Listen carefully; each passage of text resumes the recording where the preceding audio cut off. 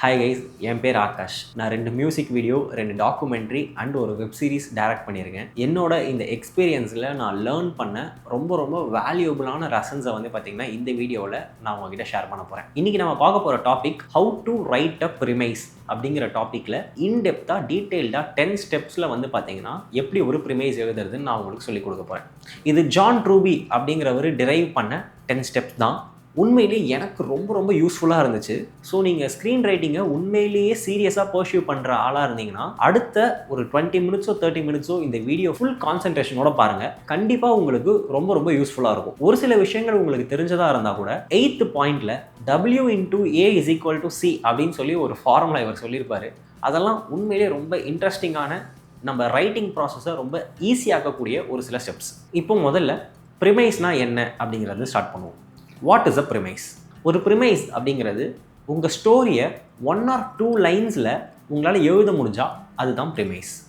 இந்த ப்ரிமைஸில் உங்களோட கேரக்டர்ஸ், உங்களோட கான்ஃப்ளிக்ட், உங்களோட பிளாட், இந்த மாதிரியான விஷயங்கள்லாம் பார்த்தீங்கன்னா அந்த 2 லைன்ஸில் இருக்கும். இப்போ இந்த ப்ரிமைஸ் எழுதுறது எப்படிங்கிறத தான் நம்ம 10 ஸ்டெப்பில் பார்க்க போகிறோம். ப்ரோ, என்ன ப்ரோ சொல்கிறீங்க? ஒரு ஸ்க்ரீன் பிளே எழுதுறது எப்படி டீட்டெயிலாக அதெல்லாம் சொன்னீங்கன்னா பரவாயில்ல, இந்த 2 லைன் ப்ரிமைஸ் எழுதுறது அவ்வளோ முக்கியமானு கேட்டிங்கன்னா எஸ். ஏன் ஒரு ப்ரிமைஸ் எழுதுறது முக்கியம் அப்படின்னு பார்த்தீங்கன்னா, ஃபர்ஸ்ட் பாயிண்ட், டெபியூ டேரக்டர்ஸாக நம்ம பண்ணக்கூடிய ஃபர்ஸ்ட் ப்ராஜெக்டில் நமக்கு கிடைக்கக்கூடிய ஆர்டிஸ்ட்லாம் பார்த்தீங்கன்னா Tier 3, Tier 4 ஆர்டிஸ்ட் தான் நமக்கு கிடைப்பாங்க. இப்போ இவங்களை வச்சுட்டு நீங்கள் ஒரு ப்ராஜெக்டை புல் ஆஃப் பண்ணுறப்போ உங்கள் ட்ரெய்லரே பார்த்தீங்கன்னா உங்கள் ஆடியன்ஸை ஹுக் பண்ணி தியேட்டருக்குள்ளே கொண்டு வர மாதிரியான மெட்டீரியலாக இருந்தால் தான் உங்கள் ப்ராஜெக்ட் ஹிட் ஆகும். அதாவது உங்கள் படம் சக்ஸஸ்ஃபுல்லாக ஓடும். அதுக்கு முன்னாடி உங்கள் ப்ரொடியூசருக்கே பார்த்தீங்கன்னா உங்கள் கதை பிடிச்சாதான் அடுத்த கட்டம் அவர் அதை கொண்டு போவார். இதுக்கு ஒரு நல்ல எக்ஸாம்பிள் பார்த்தீங்கன்னா லவ் டுடே படத்தில் ஃபோனை ஒரு கப்பிள் எக்ஸ்சேஞ்ச் பண்ணிக்கிறாங்க. அதனால் அவங்க லைஃப்குள்ளே என்னெல்லாம் நடக்க போகுது அப்படிங்கிறத ட்ரெய்லர்லேயே சொல்லி நம்மளை ஹுக் பண்ணியிருப்பாங்க. அதுவே நம்மளை அந்த படம் பார்க்குறதுக்கு ஒரு ஆர்வத்தை தூண்டுச்சு.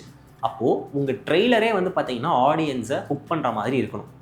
அதே மாதிரி நீங்கள் ஒரு ஸ்க்ரீன் பிளேவை பல மாதங்கள், பல வருடங்கள் பார்த்தீங்கன்னா எழுதுவீங்க. அதை ஷூட் பண்ணி ப்ராசஸ்லாம் முடிஞ்சு, போஸ்ட் ப்ரொடக்ஷன்லாம் முடிஞ்சு அவுட் எடுத்துகிட்டு வருவீங்க. அவ்வளோ நாள் நீங்கள் ஒர்க் பண்ணுறதுக்கு உண்மையிலேயே உங்களுக்கு அந்த ப்ராஜெக்ட் மேலே எக்ஸைட்மெண்ட் இருக்கணும். அப்போது நீங்கள் ஸ்டார்டிங்கில் எழுதக்கூடிய அந்த 2 லைனை தான் நீங்கள் ஃப்ளஷ் அவுட் பண்ணி ஒரு ஃபீச்சர் ஃபிலிமாக கொண்டு வர போகிறீங்க. அவ்வளோ நாள் உங்களுக்கு அந்த எக்ஸைட்மெண்ட் சஸ்டெயின் ஆகணும்னா இந்த 2 லைன் ஸ்ட்ராங்காக இருக்கணும். ஸோ இவ்வளோ முக்கியமான இந்த ப்ரிமைஸை நீங்கள் டைம் எடுத்து எழுதுறது நல்லது. நாள் கணக்குலேயோ இல்லை வாரங்கள் கணக்குலேயோ இல்லை மாதங்கள் கூட நீங்கள் எடுத்துக்கலாம். ஆனால் இந்த 2 லைனை நீங்கள் ஸ்ட்ராங்காக எழுதிட்டிங்கன்னா, உங்கள் ஃபவுண்டேஷன் ஸ்ட்ராங்காக அமைஞ்சிருச்சுன்னா உங்களோட பில்டிங், உங்களோட படம் ரொம்ப ஸ்ட்ராங்காக வரும். இப்போது இந்த ப்ரிமைஸ் 2 லைனை எப்படி எழுதுறதுங்கிறத அடுத்து ஒரு 10 ஸ்டெப்பில் நான் உங்களுக்கு எக்ஸ்பிளைன் பண்ணுறேன். இதை ஒவ்வொன்றுத்தையும் நீங்கள் ஃபாலோ பண்ணுங்கள். முடிஞ்சால் ஒரு நோட்டு பென் கையில் எடுத்துகிட்டு நான் சொல்கிறத ஸ்டெப் 1 ஸ்டெப் 2ன்னு ஃபாலோ பண்ணி எழுதிக்கோங்க.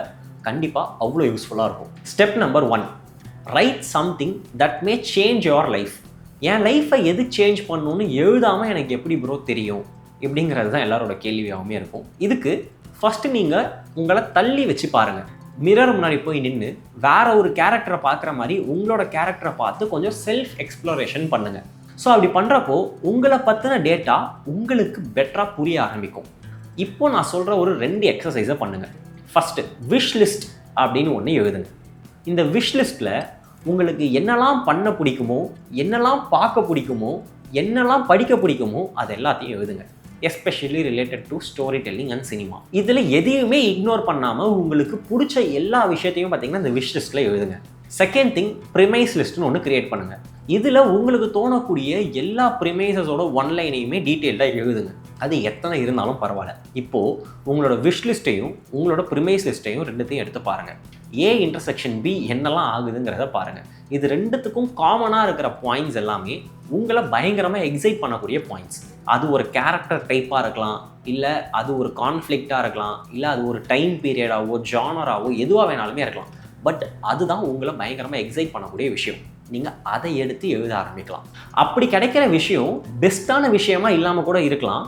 But that is something original, உங்களுக்குள்ளே இருந்து வர ஒரு விஷயமா இருக்கும். வெற்றிமாறன் ஒரு இன்டர்வியூவில் சொல்லியிருப்பார், the more personal is more creative அப்படின்னு சொல்லிட்டு. ஸோ நீங்கள் எவ்வளோ பர்சனலாக ஒரு விஷயத்தை ரைட்டராக அப்ரோச் பண்ணுறீங்களோ அந்த அளவுக்கு க்ரியேட்டிவாக அந்த ப்ராடக்ட் வரும்.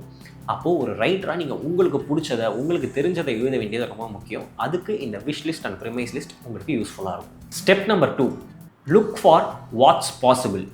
நிறைய ரைட்டர்ஸ் ஃபெயில் ஆகிற ஒரு பாயிண்ட் இங்கே தான். ஒரு ஐடியா கிடைச்ச உடனே டக்கு டக்கு டக்கு டக்குன்னு எழுத ஆரம்பிக்காமல் அதில் என்ன பொட்டென்ஷியல் இருக்குது உண்மையிலேயே அப்படிங்கிறத நீங்கள் ஐடென்டிஃபை பண்ணணும். அப்படி ஐடென்டிஃபை பண்ணுறதுக்கு உங்களுக்கு கொஞ்சம் எக்ஸ்பீரியன்ஸும் நிறைய டெக்னிக்ஸும் தெரிஞ்சிருக்கணும்னு வச்சுக்கோங்களேன். அந்த டெக்னிக்ஸ்லாம் என்னங்கிறத நான் இப்போ உங்களுக்கு சொல்கிறேன். ஃபர்ஸ்ட் திங், நீங்கள் உங்கள் ஒன்லைனை சொல்கிறப்போ ஆடியன்ஸ் கிட்டேயோ இல்லை ப்ரொடியூசர் கிட்டேயோ ஒரு எக்ஸ்பெக்டேஷன் வரும். அதாவது நான் ஒரு க்ரைம் த்ரில்லர் பேஸ் பண்ணி ஒரு படம் அப்படின்னு நீங்கள் சொல்கிறப்போ ஓகே அப்போனா ஒரு சீட் எட்ஜில் உட்காந்து பார்க்கக்கூடிய ஒரு விறுவிறுப்பான படமாக இருக்கும்னு சொல்லி அவங்களுக்குள்ள ஒரு எக்ஸ்பெக்டேஷன் வரும். ஸோ பேசிக்காக இப்போ நீங்கள் அதை சாட்டிஸ்ஃபை பண்ணி ஆகணும். லவ் டுடேவே எக்ஸாம்பிளாக எடுத்துக்கிட்டோன்னா ஃபோனை எக்ஸ்சேஞ்ச் பண்ணியிருக்காங்கன்றது உங்களுக்கு தெரிஞ்சதுக்கப்புறமா அவங்களுக்குள்ள என்ன மாதிரியான ப்ளேலாம் வரும்னு சொல்லி ஆடியன்ஸ் மைண்டில் ஒரு சில எக்ஸ்பெக்டேஷன்ஸ் இருக்கும். ஃபர்ஸ்ட் திங் நீங்கள் அதை சாட்டிஸ்ஃபை பண்ணணும். இப்போ ரீசெண்டாக கங்குவாலாம் அப்படி ஆடியன்ஸோட எக்ஸ்பெக்டேஷன்ஸை சாட்டிஸ்ஃபை பண்ணாததால தான் பார்த்தீங்கன்னா பெருசாக ஹிட் ஆகலை. ஸோ ஃபர்ஸ்ட் திங் ஆடியன்ஸ் என்ன எக்ஸ்பெக்ட் பண்ணுறாங்களோ அதை கொடுத்துறது. அதுக்கப்புறமா வாட் இஃப்னு கேட்டுக்கிட்டே இருங்க. நிறைய கொஷின்ஸை ரைஸ் பண்ண உங்களோட கதை பார்த்திங்கன்னா பெரிய ஆலமரமாக விரியும். ஒரு எக்ஸாம்பிளுக்கு எடுத்துப்போம். எந்திரன்னு ஒரு படம். அந்த படத்தோட ஒன்லைன் எப்படிப்பட்டதாக இருந்திருக்கும்? ஒரு சயின்ஸ் ஃபிக்ஷனில் ஒரு படம் பண்ணுறோம், ஹியூமனாய்டு ரோபோ நம்ம ரெடி பண்ணுறோம், அதை வச்சு ஒரு படம் அப்படிங்கிறப்போ இப்போ உங்களுக்கும் அதே தாட் வரலாம். இப்போ இதில் சங்கர் சார் எப்படி யோசிச்சிருப்பாருன்னு பார்த்தீங்கன்னா, ஒரு ஹியூமனாய்டு ரோபோ ஹீரோ லவ் பண்ணுற பொண்ணையே அந்த ரோபோவும் லவ் பண்ணால் என்ன ஆகும் அப்படிங்கிறது தான் அவரோட thought. What if a robot loves a human அப்படிங்கிறது தான் அவரோட தாட். ஆனால் இதே ரோபோ வச்சு நீங்கள் வேறு மாதிரி யோசிக்கலாம். அந்த படத்துலேயே பார்த்தீங்கன்னா ரோபோட்ஸை ஆர்மியில் யூஸ் பண்ணணும் அப்படிங்கிறது தான் அவரோட தாட்டாக இருக்கும். அப்படி ஆர்மியில் யூஸ் பண்ணுறப்போ பாகிஸ்தானோட ஒரு ஃபைட் வருது, ஒரு வார் நடக்குது. அதில் நம்மளோட ரோபோவை ஒரு பாகிஸ்தானி பார்த்தீங்கன்னா எடுத்துகிட்டு போய் அதோட எல்லா விஷயங்களையும் அவர் கற்றுக்கிட்டு அவங்களும் நம்மளை விட பயங்கரமான ஒரு ரோபோவை க்ரியேட் பண்ணி ஆர்மியில் அனுப்புகிறாங்கன்னு வச்சுக்கோங்க. இப்போ 2 ஊருக்கு ரோபோட்ஸ்க்கு நடுவில் ஒரு வார் நடக்குது. சும்மா யோசிச்சு பாருங்கள். ரொம்ப கிரேசியான தாட்டு தான். பட் இப்படி தான் நீங்கள் வாட் இஃப்னு கேட்க உங்களுக்கு நிறைய ஐடியாஸ் புதுசாக பார்த்தீங்கன்னா உருவாகிட்டே இருக்கும். அடுத்த பாயிண்ட்டுக்கு போகிறதுக்கு முன்னாடி நம்மளோட யூடியூப் வீடியோலேயே நம்மளால் எவ்வளோ விஷயங்களை ஷேர் பண்ண முடியுதுன்னா, நம்மளோட ஒர்க் ஷாப்பில் எக்ஸ்க்ளூசிவாக எவ்வளோ விஷயங்களை நாங்கள் சொல்லிக் கொடுப்போம் அப்படிங்கிறத ஜஸ்ட் இமேஜின் பண்ணி பாருங்கள். உங்களுக்கு ஸ்க்ரீன் ரைட்டிங் உண்மையிலேயே நீங்கள் கற்றுக்கணும்னு நினைக்கிற ஒரு விஷயமா இருந்துச்சுன்னா, நீங்கள் ஒரு பெட்டரான ஸ்க்ரீன் ப்ளே எழுதணும் அப்படின்னு ஆசைப்பட்டீங்கன்னா கண்டிப்பாக நம்ம ஸ்க்ரீன் ரைட்டிங் ஒர்க் ஷாப்பை ஜாயின் பண்ணுறதை பற்றி கன்சிடர் பண்ணுங்கள். கண்டிப்பாக உங்களுக்கு யூஸ்ஃபுல்லாக இருக்கும். உங்களை ஒர்க் ஷாப்பில் மீட் பண்ணுறேன். அங்கே இன்னும் நிறைய விஷயங்கள் டீட்டெயிலாக பேசுவோம். Step number 3, identify the stories challenges and problems. ஒவ்வொரு ஸ்டோரிக்கும் அந்த ஸ்டோரிக்கான சேலஞ்சஸ் அண்ட் ப்ராப்ளம்ஸும் ஒரு சிலது இருக்கும். இப்போ நம்ம ஆல்ரெடி எக்ஸாம்பிளுக்கு பார்த்த எந்திரன், லவ் டுடே வச்சே நான் உங்களுக்கு சொல்கிறேன். எந்திரனை ஒரு 40 வருஷத்துக்கு முன்னாடி ஒருத்தர் யோசிச்சிருந்தாருன்னா அன்னைக்கு அவருக்கு இருந்த மிகப்பெரிய சேலஞ்ச் பார்த்திங்கன்னா டெக்னாலஜி. அவரோட தாட்டை படமாக்குறதுல அன்னைக்கு அந்த அளவுக்கு டெக்னிக்கல் சப்போர்ட் நம்ம ஊரில் இல்லை. இப்போ லவ் டுடே எடுத்துப்போம். லவ் டுடேல நிறைய ஃபோன் கான்வர்சேஷன்ஸாகவே போகுது. அது அந்த ஸ்டோரி நேச்சரில் இருக்கக்கூடிய ஒரு ப்ராப்ளம், ஒரு சேலஞ்ச். ப்ராப்ளம்னு சொல்கிறதுல ஒரு சேலஞ்ச். அதை எப்படி அந்த ஃபில்ம் மேக்கர் அட்ரஸ் பண்ண போகிறாருன்றது ரொம்ப முக்கியமான ஒரு விஷயம். அதை பார்த்திங்கன்னா பிரதீப் ரங்கநாதன் எங்கேயுமே வெறும் டெக்ஸ்ட்டாக விடாமல் அந்த கேரக்டர்ஸே பேசுகிற மாதிரியும் ஆன் ஸ்க்ரீனில் வர மாதிரியும் அதை ஸ்டேஜ் பண்ணி ரொம்ப இன்ட்ரெஸ்டிங்காக மாற்றிருப்பார். இப்படி ஒவ்வொரு கதைக்கும் பார்த்திங்கன்னா அந்த கதைக்கான சில ப்ராப்ளம்ஸ் அண்ட் சேலஞ்சஸ் இருக்கும். அது என்னங்கிறத நீங்கள் ஐடென்டிஃபை பண்ணி அதை கரெக்டாக ஒர்க் பண்ணணும். இது ஸ்க்ரீன் ப்ளே பேசிஸ்லேயே பார்த்திங்கன்னா இருக்கும். இப்போ ரீசெண்டாக ஸ்டாரில் கூட பார்த்திங்கன்னா ஸ்க்ரீன் ப்ளேன்றது ஒரு மிகப்பெரிய ப்ராப்ளமாக இருந்துச்சு. இப்போ வாரணமாயிரம் மாதிரியான ஒரு படம் எடுத்துப்போமே, அதில் உங்களுக்கு ஒரு 20 to 30 இயர்ஸ் ஆஃப் லைஃப்பை நீங்கள் காட்ட போகிறீங்க 2 ஹவர் படத்துக்குள்ளே. அப்போ அதுக்குள்ளே என்னென்ன சீன்லாம் வரணுங்கிறத ரொம்ப கரெக்டாக நீங்கள் ஆர்கனைஸ் பண்ணி பெக்யூலியராக சூஸ் பண்ணி அந்த ஸ்க்ரீன் ப்ளேவை பண்ணிங்கன்னா தான் அந்த கதை ஒர்க் ஆகும். ஏன்னா இப்போ உள்ள உங்களுக்கு அவ்வளோ கண்டென்ட் இருக்குது. அதில் எது பெஸ்ட்டோ நீங்கள் அதை எடுக்க போகிறீங்க. அது அந்த ஸ்டோரிக்கான ஒரு சேலஞ்ச். இப்படி ஒவ்வொரு ஸ்டோரிக்கும் பார்த்தீங்கன்னா அந்த ஸ்டோரிக்கான ஒரு சில சேலஞ்சஸ் இருக்கும். Step number 4, find the designing principle. John Truby designing பிரின்சிபலுங்கிறத அவ்வளோ ஈஸியாக எக்ஸ்பிளைன் பண்ணல. ஒரு கன்ஃபியூஷனான ஒரு ஜோனில் தான் அவர் அதை ட்ரீட் பண்ணுறாரு. உங்கள் கதையோட சீட் அதுதான் உங்கள் ஓவரால் நரேட்டிவை ஸ்ட்ரக்சர் பண்ணி கொண்டு போக போகுதுன்னு சொல்கிறாரு.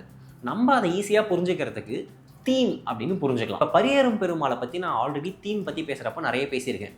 நீங்கள் அதுக்கு முன்னாடி நிறைய லவ் படம் which includes caste as a conflict நம்ம நிறைய பார்த்துருக்கோம்.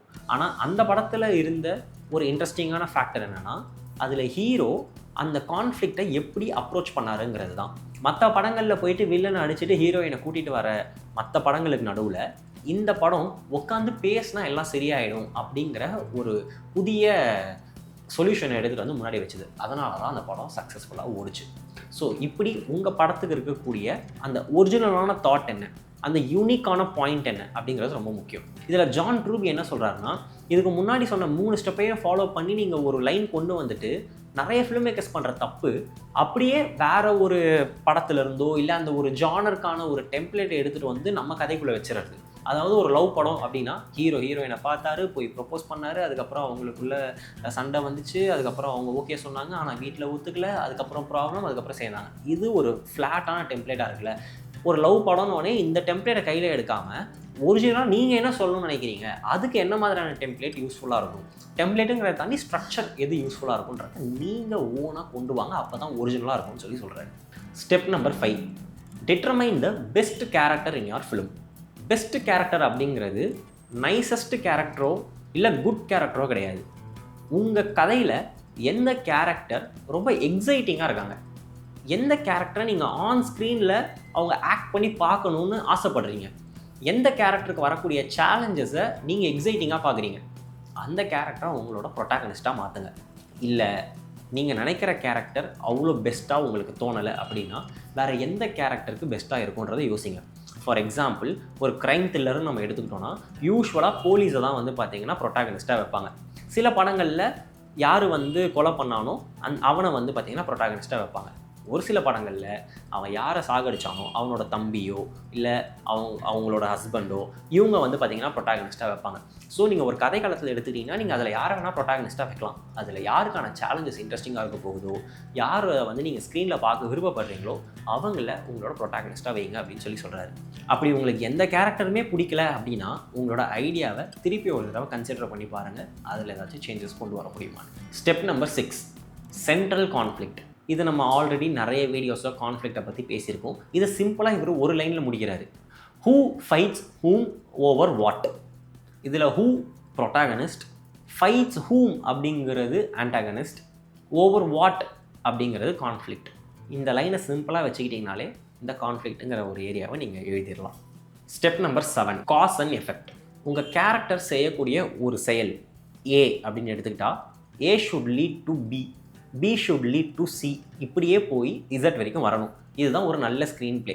செயின் மாதிரி உங்களோட ஸ்க்ரீன் பிளே போகணும்னு சொல்லுவாங்க. எப்படி நீங்கள் வந்து ஸ்டார்ட் பண்ணுறது, எங்கேருந்து இதோட ஆரம்ப புள்ளி அப்படின்னு பார்த்தீங்கன்னா உங்கள் ப்ரொட்டாகனிஸ்டோட பேசிக் ஆக்ஷன் என்ன அப்படிங்கிறத நீங்கள் ஃபஸ்ட்டு எழுதணும். அது என்ன ப்ரோ பேசிக் ஆக்ஷன் அப்படின்னா, உங்கள் ப்ரொட்டாகனிஸ்ட் உங்கள் படத்தில் நிறைய விஷயங்கள் பண்ணுவார், நிறைய ஆக்ஷன் பண்ணுவார். அதில் எது ரொம்ப ரொம்ப இம்பார்ட்டண்ட்டான ஆக்ஷன் அப்படிங்கிறது தான் பேசிக் ஆக்ஷன் அப்படின்னு சொல்லுவோம். இந்த பேசிக் ஆக்ஷனை வச்சு தான் நம்மளோட அடுத்த பாயிண்ட் வந்து பார்த்திங்கன்னா டீட்டெயிலாக இருக்க போகுது. ஸோ இந்த பேசிக் ஆக்ஷனை டீட்டெயிலாக புரிஞ்சுக்கோங்க. இப்போ காட்ஃபாதரில் வந்து பார்த்திங்கன்னா ரிவெஞ்ச் அப்படிங்கிறது தான் பேசிக் ஆக்ஷன். அதுக்கு அந்த கேரக்டர் என்னெல்லாம் பண்ணுறான், என்னெல்லாம் கோ த்ரூ பண்ணி அவன் என்ன மாதிரியான ஜேர்னி வந்து போகிறான்றது அந்த படம். பட் அதோட basic action revenge. Step number 8, hero's character change. Character change அப்படிங்கிறது கேரக்டர் ஆர்க்கை தான் இங்கே மீன் பண்ணுறாங்க. நமக்கு கேரக்டர் ஆர்க்கை பற்றி நம்ம ஆல்ரெடி நிறைய பேசியிருக்கோம். உங்களுக்கும் பேசியாக கேரக்டர் ஆர்க்னா என்னன்றது தெரியும். ஆனால் எந்த கதைக்குள்ளே எந்த கேரக்டருக்கு என்ன ஆர்க்கு கொடுத்தா கரெக்டாக இருக்கும்ன்றதை எப்படி முடிவெடுக்கிறது. இப்போ ஒரு லவ் படத்தில் நான் அவனுக்கு என்ன மாதிரியான கேரக்டர் ஆர்க் கொடுக்குறது அப்படிங்கிறதுல உங்களுக்கு ஒரு கன்ஃபியூஷன் இருந்துச்சுன்னா இவர் ஒரு சீட் கோடு ஒன்று சொல்கிறாரு. அதை ஃபாலோ பண்ணிங்கன்னா ஈஸியாக உங்களோட ஆர்க் எழுதிடலாம். நான் எல்டிஆர் எழுதுகிறப்பலாம் இந்த கேரக்டர் ஆர்க்கை எப்படி நம்மளோட படத்துக்குள்ளே கொண்டு வர்றதுன்னு சொல்லி ரொம்ப யோசித்து அதில் ஒரு விஷயம் நாங்கள் கொண்டு வந்திருப்பேன். அதனால் என்னோடய கதையே வந்து பார்த்திங்கன்னா வேறு ஆங்கிள்லாம் ட்ராவல் ஆகி படத்தோட ஃப்ளேவரே மாறின விஷயங்கள்லாம் எனக்கு நடந்துச்சு. அப்போ நான் இதை படிக்கல. பட் இப்போது வந்து எனக்கு ஓவராலாக இது வந்து ஒரு ஐ ஓப்பனிங் பாயிண்ட்டாக வந்து எனக்கு தெரிஞ்சுது. இவ்வளோ நேரம் நான் வீடியோவில் சொன்னது எதுவும் உங்களுக்கு மைண்டில் ஏறினாலும் பரவாயில்ல, இப்போ சொல்கிறத நல்லா கண்ணை திறந்து வச்சுக்கிட்டு நோட் பண்ணிக்கோங்க. முடிஞ்சால் ஒரு நோட் பென் எடுத்து எழுதி வச்சுக்கோங்க. W into A is equal to C. W is weakness of the character. A is the basic action. C is the change. இது என்ன ஏதோ ஃபார்முலா மாதிரி இருக்குது, W into A is equal to C அப்படின்றது உங்களுக்கு புரியலனா, இப்போ நான் சொல்கிற ஒரு சில ஸ்டெப்ஸை ஃபாலோ பண்ணிங்கன்னா உங்களோட கேரக்டர் ஆர்க்கை நீங்கள் ரொம்ப ஈஸியாக எழுதிடலாம். ஃபர்ஸ்ட் ஸ்டெப், உங்களோட ஸ்டோரியோட ப்ரிமைஸ் லைனை எழுதுங்க. அதை தான் நம்ம இவ்வளோ நேரமாக சொல்லிக்கிட்டு இருக்கோம். ஸோ அதை எழுதுங்க. ரெண்டாவது, write the basic action of your character. Last பாயிண்டில் சொன்னல, உங்கள் கேரக்டரோட இம்பார்ட்டண்ட்டான ஆக்ஷன் என்ன அப்படிங்கிறத எழுதுங்க. Then third point, write the opposites of a. அதாவது அந்த பேசிக் ஆக்ஷனோட ஆப்போசிட்ஸ் என்னன்றதை எழுதுங்க. அந்த ஆப்போசிட்ஸை வீக்னஸாக உங்கள் கேரக்டருக்கு கொண்டு வாங்க. உங்கள் கேரக்டர் ஒரு பேசிக் ஆக்ஷன் ஒன்று பண்ணணும்னு நினைக்கிறான், ஆனால் அதுக்கு ஆப்போசிட்டான விஷயங்கள் அவன்கிட்ட இருக்குது. அதுதான் அவனோட வீக்னஸ். ஸோ இந்த வீக்னஸை வச்சு எப்படி அந்த பேசிக் ஆக்ஷனை பண்ணுறான் அப்படிங்கிறது தான் படம். அது மூலயமா கடைசியில் வரக்கூடிய ரிசல்ட்டு தான் ஒரு changed person. So W/A = C. இந்த வீக்னஸை எப்படி எழுதுறதுங்கிறது தான் ஒரு சேலஞ்சிங் பார்ட். அதுக்கு உங்கள் பேசிக் ஆக்ஷன் என்னங்கிறத ஃபஸ்ட்டு நோட் பண்ணுங்கள், அதுக்கு ஆப்போசிட் என்னங்கிறத பாருங்கள், அதை வீக்னஸாக உங்களோட கேரக்டர்ஸ்க்கு எழுதுங்க. இது பயங்கரமான ஒரு சீட் கோட். இதை ஃபாலோ பண்ணுங்கள், ஈஸியாக உங்களோட கேரக்டராக நீங்கள் எழுதலாம். And step number 9, moral choice or டைலமான்னு கூட சொல்லலாம். இதை பற்றியும் நம்ம நிறைய வீடியோவில் பேசியிருக்கோம்.